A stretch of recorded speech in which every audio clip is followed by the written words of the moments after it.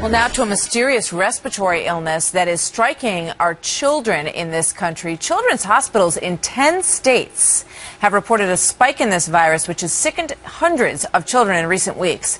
Could it go nationwide, perhaps? Dr. Marc Siegel is a professor of medicine at NYU Langone Medical Center and member of our Fox News Medical A-Team. Doctor, what do we know about this virus? Well, Martha, this has been around since the 1960s in California, but the Centers for Disease Control told me this morning that they think it's been overlooked, that it's been around, but it's considered rare, but it's probably not rare, because we get 10 or 15 million enterovirus cases per year. This is called an enterovirus, but they usually affect the stomach. It's usually a bowel disease. This one is respiratory, and the problem with it is if a kid has asthma, they can get very, very sick with this. And the CDC believes that that may be why we're seeing a lot of hospitalizations. In Kansas City, Missouri, one hospital says 15% of the kids who are getting sick are ending up in the hospital. Yeah. No one has died yet, but this is very problematic. Also, Martha, you may not have immunity to it. If you haven't seen it before and you're seeing it for the first time, that may explain why some kids are getting pretty sick. So how can parents identify, a common cold from this? Well, that's really, really a good question, and that's very hard to do.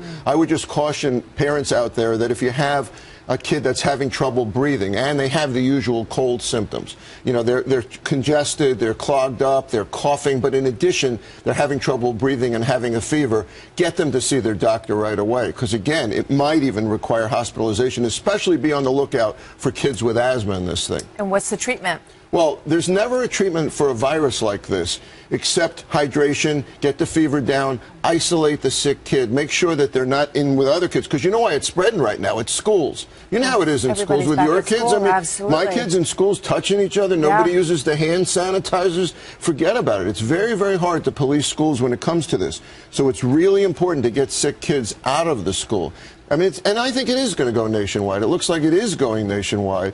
Now, it's a self-limited illness, so I don't want to scare people out there. I think, you get sick, you get better. But I think we're going to see more of this before we see less of it. All right. Good to know. Doctor, thank you very much. Good to see you. See you next time, Doctor.